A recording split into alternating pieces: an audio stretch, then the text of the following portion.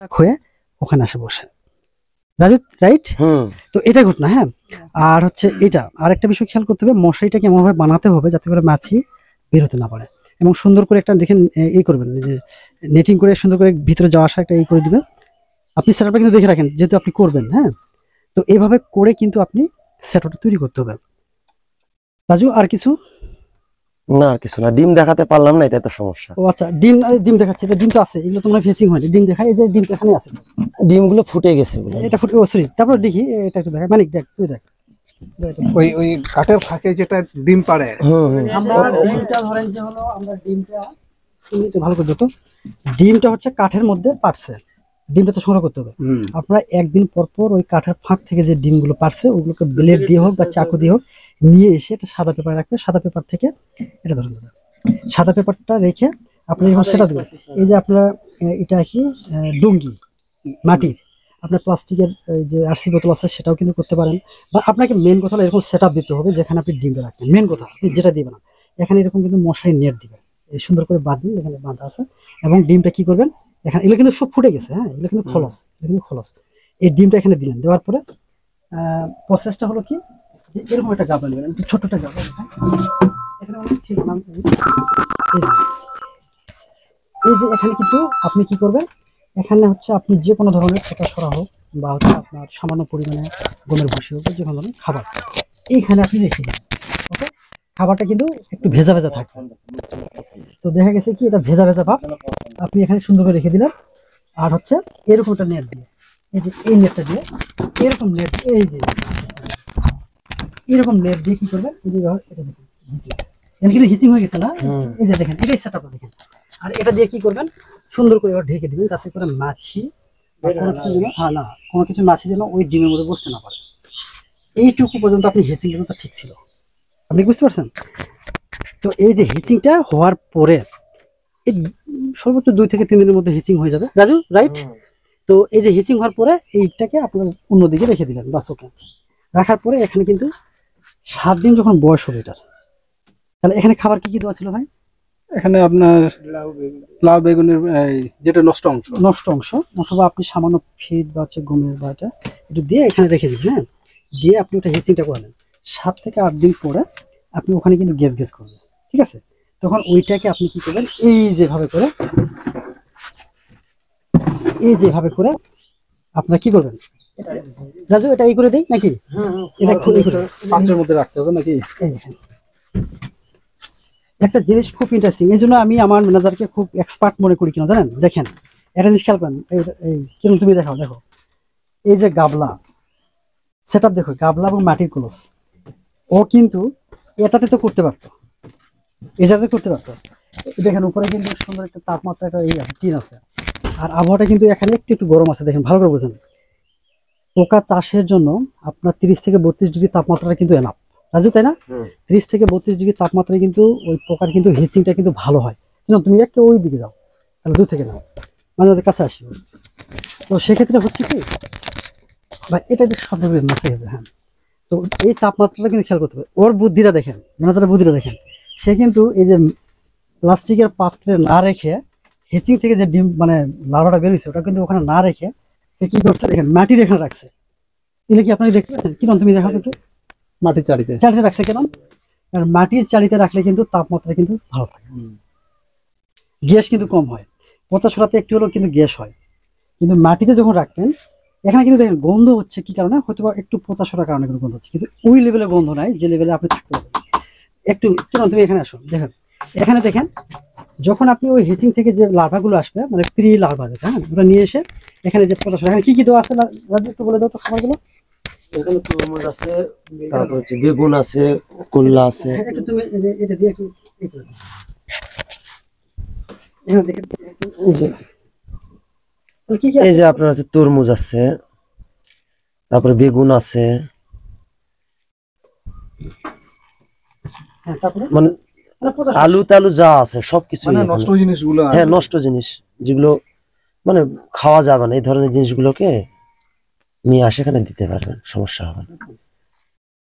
এটা হচ্ছে পচা সরা দিয়ে আপনারা এভাবে করতে পারবেন। আচ্ছা, খাবার মুরগি, হাঁস মুরগির বা মাছের খাদ্যের জন্য কোন বয়সে? আমি এটা শেষে তাহলে এখানে খাবার হিসেবে রাজু কি কি তাহলে আমরা তুমি দিচ্ছ এখানে? কদু, বেগুন, তরমুজ। তাহলে মোটামুটি কিন্তু আমি একটু সাবমিট করি, মোটামুটি কিন্তু এভাবে কিন্তু খাবারটা কতদিন রাখতে হবে রাজু? এই খাবারটা আপনাদের ভাই আমি কিন্তু বসে করে দিচ্ছি, হ্যাঁ? ও যতক্ষণ মানে শেষ না, করেন কতদিন পর্যন্ত চলবে? বলে হিসিং থেকে নিয়ে আসলাম, কতদিন রাখতে হবে এখানে? 28 দিন, 28 দিনের মধ্যে Right. পুরোপুরি হ্যাঁ। ইয়ে হয়ে তার যাবে। মানে হচ্ছে এই অবস্থায় এখানে 28 দিন থাকবে। হ্যাঁ এই অবস্থা কিন্তু 28 দিন থাকবে। এখন আপনি এগুলো মোটামুটি 26 দিনের মতো হয়েছে, এটা 28-30 এর মধ্যেই একটু মোটামুটি পাকাপোক্ত হয়ে গেছে। পাকাপোক্ত হয়ে গেছে। 30 দিনের মধ্যেই আপনার হচ্ছে ইয়াকে নিয়ে যাব। তাহলে আপনি কি বুঝতে পারছেন? দেখেন ওখান থেকে এটা হলো, এখন আমরা কোন স্টেজের পোকাকে আমরা কিন্তু মুরগি খাওয়াবো, প্রশ্ন এটা না আপনার দাদা? তা এখন কিন্তু যেহেতু এটা বয়স কতদিন হচ্ছে রাজু? এটা হুম। কত হচ্ছে এটা? এটা 28 দিন, এটা 20 দিনের 20 দিনের মতো না?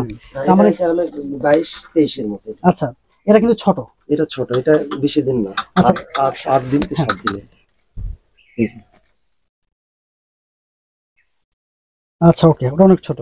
এখন এই যে মোটামুটি আমরা পোলট্রি সেক্টরে আমরা কোন লার্ভা খাওয়া জানেন? যেগুলো বয়স প্রায় 3 সপ্তাহ পার হয়ে গেছে।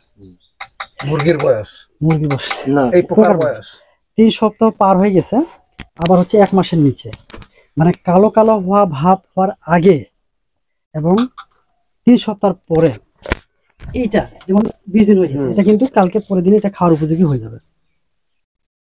মানে ফোনটা রিসিভ করতে হবে। এই এতগুলো পোকা, কেটে গেল। ধরি 30টা মুরগি বা হাঁস, তো 2-3 মিনিটের মধ্যে শেষ করে দেবে। আপনি পার্সেন্টেজ হিসাব করেন, যদি 1 কেজিতে হচ্ছে আপনার লাগবে হচ্ছে 200 গ্রাম লাগবে, তো 200 গ্রাম কতটুকু? এইটুকু দিলে 200 গ্রাম। কয়টা মুরগিতে 200 গ্রাম?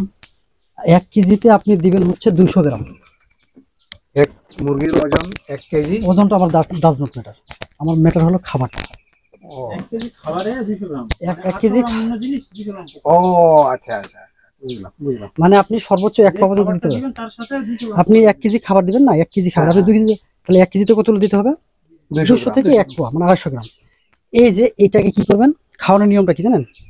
এই যে এটা কিন্তু খাওয়ার উপযোগী হয়ে গেছে, এটাকে কি করবেন, এটাকে হচ্ছে যে পটাশিয়াম পার্মানেন্ট যে একটা পটাশ আছে না, সেই পটাশের পানিটা এবং সামান্য একটু লবণ দিবেন, লবণ এবং হচ্ছে কি পটাশ, ওই পানিতে এই পোকাটা যেগুলো ধরবেন এগুলো হচ্ছে ট্রেতে করে বা যেভাবে করে নিয়ে যতটুকু দরকার ততটুকু ওই পটাশের পানিতে দিয়ে দিবেন। দাদা আপনি সাইলেন্ট করেন না, কাটটা তো দেখা গেছে কি এই পোকাটাকে হচ্ছে কি করবেন, ওই পটাশিয়ামের পানিটা দিবেন বা লবণের পানিতে দেওয়ার পরে ছেঁকে ওইটা আপনি সরাসরি মুরগি খাবেন। ওই যে আপনাকে ফিডের কথা বললাম না, আপনার ফিডে কতটুকু লাগতেছে পার ডে কতটুকু ফিড খাওয়াচ্ছেন সেই অনুপাত হিসাব করে আপনি এই পোকাটা ওই খাবারের সাথে ট্রেগুলোতে দিয়ে দিবেন।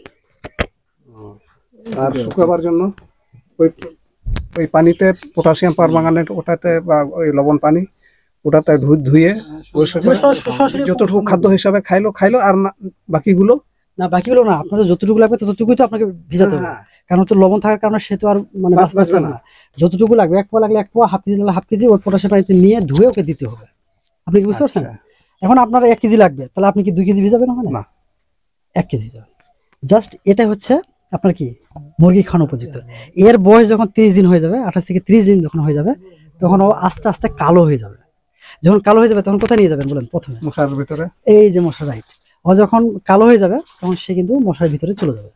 তার মানে হচ্ছে আপনাকে 2টা পার্ট করতে হবে, একটা খাওয়ার একটা পার্ট করতে হবে, আর একটা হচ্ছে প্রজননের জন্য।